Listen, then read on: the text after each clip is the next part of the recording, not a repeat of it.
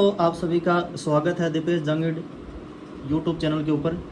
आज अपन जो अधीनस्थ बोर्ड ने जो एक नया नियम बनाया नॉर्मलाइजेशन का, उसके बारे में चर्चा करेंगे। ये नियम जानना वो बहुत ज़्यादा ज़रूरी है, क्योंकि ये जो भी आगामी परीक्षाएं होंगी, चाहे वो वीडियो की हो, ग्राम सेवक की हो, चाहे 4th ग्रेड वाली हो, चाहे पटवारी की हो, सभी प्रकार के जो भी अधीनस्थ बोर्ड की जो भी एग्ज़ाम होंगी, जो भी एक शिफ्ट से ज़्यादा होंगी, यानी 2 शिफ्ट हो चाहे 3 शिफ्ट में हो, यानी एक शिफ्ट से ज़्यादा अगर शिफ्टों में अगर कोई भी परीक्षा हो रही है, तो उसमें जो पहले से जो नॉर्मलाइजेशन वाला जो फॉर्मूला चल रहा था, उसमें थोड़ा सा संशोधन किया है।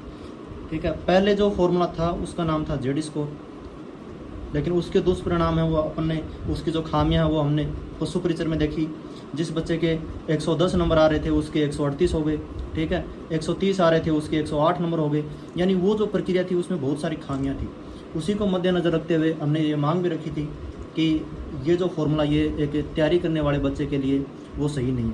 उसी को संशोधन करते हुए आज अधीनस्थ बोर्ड के चेयरमैन आलोक गुप्ता ने इसके बारे में जानकारी दी कि अभी अधीनस्थ बोर्ड का जो नया रूल है, उस रूल का नाम है, जो पहले एसएससी वगैरह में तो पहले भी चलता था, EQ percentile. EQ percentile formula है क्या, इसके बारे में अपन समझेंगे। ठीक है, इसका अर्थ ही वैसे तो है सही, यानी इसका मतलब क्या होगा कि नॉर्मलाइजेशन जो होगा वो पहले की जो प्रक्रिया चल रही थी उससे ये जो प्रक्रिया है ये ज़्यादा क्या होगी, यानी संतुलित जो मूल्यांकन है उसमें वो करेगी, रोल अदा करेगी। तो इसके बारे में देखेंगे, एक अपन उदाहरण के द्वारा इसको समझ सकते हैं। जैसे एक कोई ए है, एक कोई बी है। ठीक है, इसका पहली शिफ्ट में हुआ पेपर, इसका दूसरी शिफ्ट में हुआ। ठीक है, अब इसके नंबर हैं वो आए अंक, जैसे 100 में से अंक है वो 60 आए। इसके जो अंक आए वो कितने आए, इसके जो अंक आए वो मान लेते हैं कि 80 है। ठीक है, अब ये जो शिफ्ट है ये अधीनस्थ बोर्ड ने माना कि ये शिफ्ट है वो क्या है, कठिन है, और ये वाली शिफ्ट है वो क्या है, सरल है। ठीक है, तो पहले नॉर्मलाइजेशन अलग तरीके से होता था। अब ये जो पद्धति है इसके द्वारा परसेंटेज को महत्व दिया गया है।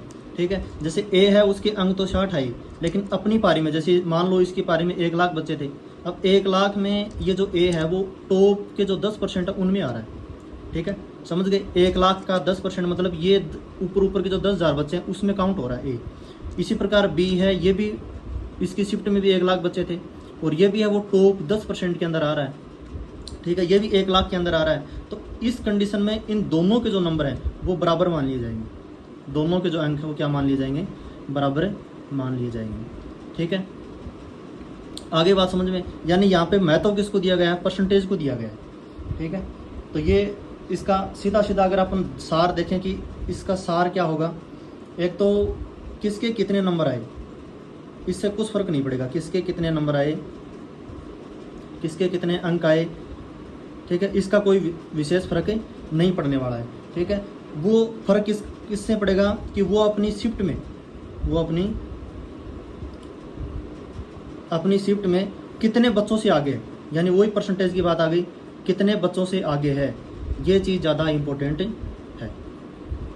आगे बात समझ में, यानी सब जो सारा जो खेल है वो परसेंटेज का रहने वाला है। अब ए के अंक भले ही 60 हैं, यानी इससे 20 कम है, लेकिन ये भी टॉप 10% के अंदर आ रहा है, बी भी टॉप 10% के अंदर ही आ रहा है, तो ये 60 और 80 हैं, दोनों बराबर हो जाएंगे। अब देखेंगे इसका फ़ायदा क्या होगा, तो इसका फ़ायदा वही होगा जो अपन इतने दिन से वो एक कमी जो महसूस कर रहे हैं। एक पढ़ने वाला विद्यार्थी है वो कैसे पशु परिसर में अपन ने सबसे ज़्यादा देखा कैसे पिछड़ गया। ठीक है, वो सारे के सारे फायदे हैं वो होने वाले हैं। तो इसमें एक तो ये होगा कि पेपर है वो चाहे आसान हो चाहे मुश्किल हो, उससे फ़र्क नहीं पड़ने वाला। यानी एक तो ये नहीं होगी हमारा पेपर वो आसान आ गया, इनका मुश्किल आ गया तो हमारे अंक वो बढ़ने चाहिए कम होने चाहिए, इस टाइप की चीज़ नहीं होगी। तो पेपर है वो चाहे आसान हो चाहे मुश्किल हो, इस चीज़ का कोई फ़र्क नहीं पड़ेगा, कोई भी फ़र्क है वो नहीं पड़ने वाला है। ठीक है, दूसरा फ़ायदा क्या होगा कि कोई भी शिफ्ट है वो हल्की भारी नहीं होगी, कोई भी शिफ्ट है वो हल्की भारी नहीं होगी। ठीक है, ये हल्की भारी वाली जो लड़ाई है ये बंद होने वाली है, हल्की भारी नहीं होगी।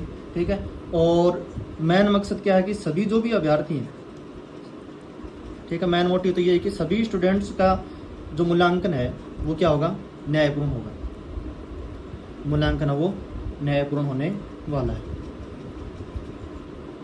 ठीक है, तो ये EQ परसेंटाइल पद्धति है, इसके अनुसार अब आगे जो भी भर्तियाँ होंगी, अब इसमें जेल प्रहरी को भी इसी के अंदर है वो शामिल करने वाले हैं। यानी जो भी एग्जाम एक शिफ्ट से ज़्यादा शिफ्टों में हो रही है उसके अंदर वो यही फॉर्मूला वो लगने वाला है। पहले से उम्मीद करते हैं कि ये वाला जो फॉर्मूला है वो बेटर रहेगा, ठीक है, और बेटर ही रहना चाहिए ताकि एक पढ़ने वाले विद्यार्थी के साथ कभी भी घाटे वाली बात नहीं हो, उसका सिलेक्शन हो।